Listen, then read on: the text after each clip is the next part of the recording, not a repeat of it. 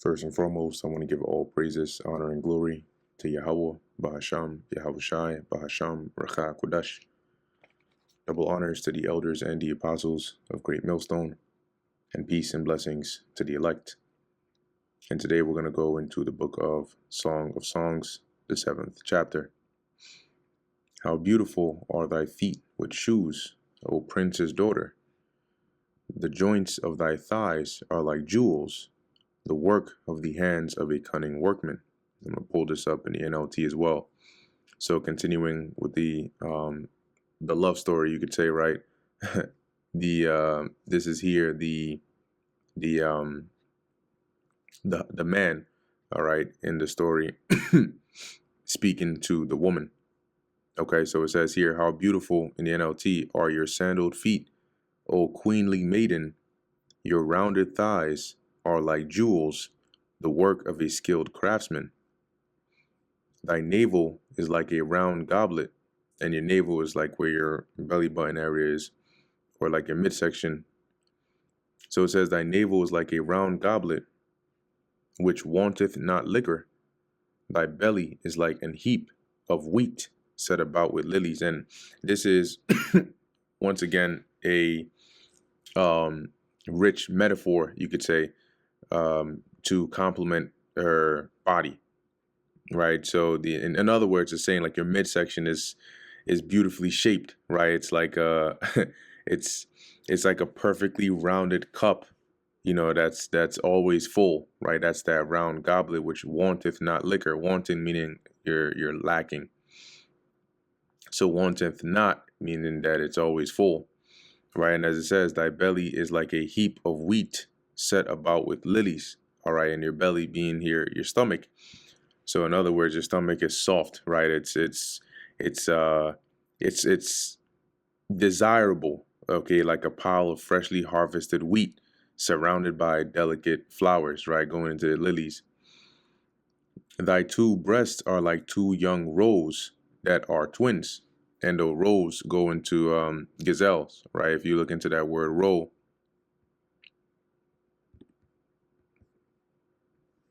it says here gazelle, right? Or female gazelle. And so he is the use of the two gazelle and them being like twins, right? Twins are identical, right? There's the one looks very similar to the other, so there's no deformities, right? They're and they're young, right? Young roles, so it's youthful looking, right? It's beautifully proportioned. And also, if you look at gazelles and how like when they run, they jump, right? When they run, it's sort of like a little jump, and in this sensual description, you can women that are voluptuous, right? If you look up the word voluptuous, let's actually look up the word voluptuous. Let's see, voluptuous woman.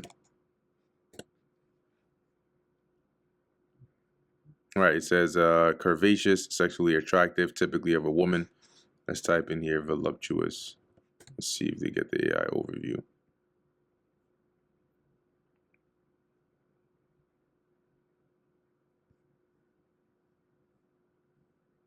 Yep.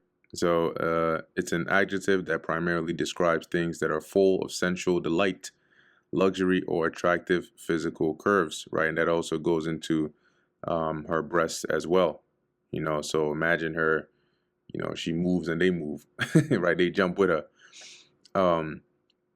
Continuing on, verse 4. Now I'll pull this up in the NLT as well. So it says, thy neck is as a tower of ivory, thine eyes like the fish pools of Heshbon, by the gate of Bathrabbim. Thy nose is as the tower of Lebanon, which looketh toward Damascus. And when you read this just straight up in the Old English, it may be hard to see how this is a compliment, but it makes a bit more sense in the NLT.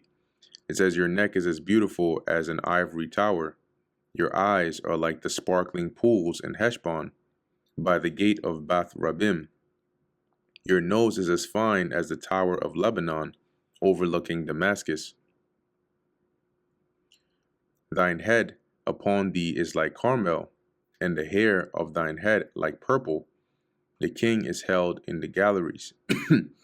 So it says here, your head is as majestic as Mount Carmel, and the sheen of your hair radiates royalty. That's the purple.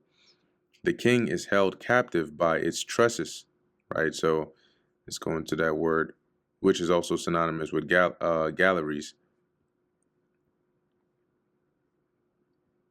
But in other words, is that your beauty is like that captivating, right? It says lock of hair. Okay, so dealing with the hair. To the point where even the king is captivated by it, which here the king could also represent her lover.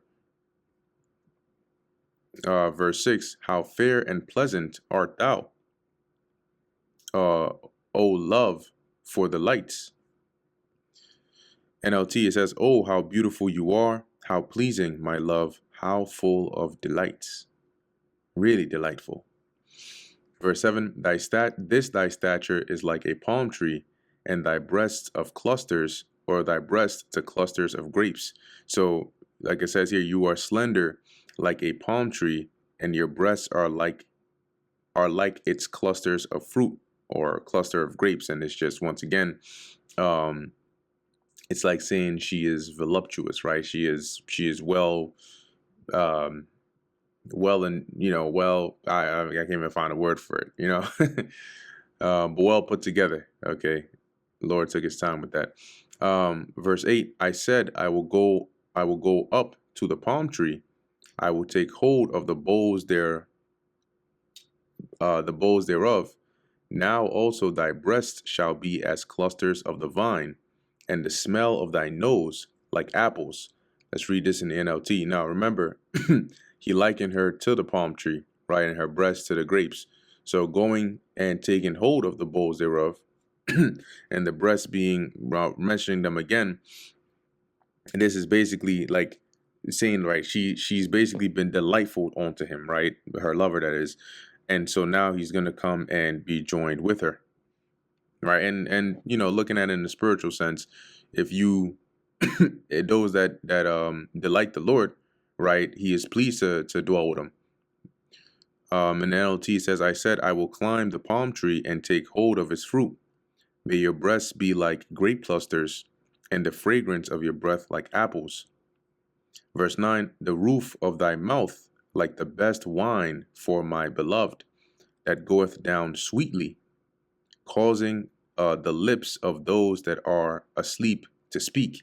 Now, in verse 9, you have the, looking at it in context, right? Because you can also look at this in a form of an allegory, but I'll get to that in a second. So, in context, dealing with the actual progression of this love song, here the lover, the male, right, the man, her lover, is saying here, right, the roof of your mouth. Let me read this in the NLT as well, which the roof of the mouth is referring to the kiss, right? So it's like saying your kiss is like the best wine, right, for my beloved. And the best wine in the ancient world, or just really in general, wine is associated with pleasure, right? And the best wine would be like high quality. So then it mentions here that goeth down sweetly, right? And so wine that goes down sweetly is what? It's pleasant, right? It's not harsh, it's gentle, it's a good feeling. Okay, causing the lips of those that are asleep to speak. And that's another way of it's really just referring to like arousal, right? So in other words, it arouses or emotion, right, or affection, or you could say it awakens or excites passion. Okay, now in the let me actually read this here. It says, may your kisses be as exciting as the best wine, flowing gently over lips and teeth. Now, in looking at this in a spiritual sense, right, it's a representation, like if you go into, it says here, the roof of thy mouth like the best wine for my beloved, and it can be likened onto the words. When you look at it in allegorically, it can be likened onto the words of your mouth being like the best wine. So if the woman here, in representative of Solomon, but also in this allegory representing the elect okay, or more specifically, the prophets or the teachers, then the things that come out of their mouth, right, the words that they speak, being likened onto the best wine. The wine here will be likened onto the word, right, the truth or the gospel being preached. Once again, looking at it in an allegory, it says here that goeth down sweetly, right? And let's look into these words here. Goeth, halak, and then sweetly. So here's the word for goeth, right? It says to go, to come, to live a manner of life, to lead, to bring, right? To cause, to walk. And then the word sweetly is evenness or uprightness, right? So looking at it from that spiritual standpoint, you can liken that onto being the words that are being preached, right? The wine, which is the truth that goeth out, or it brings about, as we read that word halak, right? To lead, all right, or lead away, or bring, or to lead to what? To uprightness, okay, or straightness in terms of correctness, causing the lips of those that are asleep to speak, all right, which would be likened on to those that hear the word and then, it is stirred up within them. The scriptures say that I have believed, therefore I have spoken, right? So they hear the word and then eventually they start to speak it. Okay, so just a spiritual connection, that came to mind looking at that verse in verse 9. Verse 10, I am my beloved's, and his desire is toward me. Okay, which is basically, the woman claiming her beloved, right? But also spiritually signifying the union, right? The joining between, or the love between the Heavenly Father and his chosen. Now, a precept for that real quick is here in the book of Psalms, chapter 147, verse 11. Right, it says here, the Lord taketh pleasure in them that fear him, in those that hope in his mercy. So those that hope in the Lord's mercy, those that fear him, can be likened onto this woman here, right? In terms of in the eyes of the Lord, right? So you see how desirous this lover is towards his woman. That's how the Lord is, in the spiritual sense, towards those that fear him and that do his will. As it says, his desire is toward me. Verse 11, come, my beloved, let us go forth into the field. Let us lodge in the villages. Let's read this here in the NLT as well. Come, my love, let us go out to the fields and spend the night among the wildflowers. So now it continues back the progression of the, the the context of the story here, right? Where she's calling to her beloved.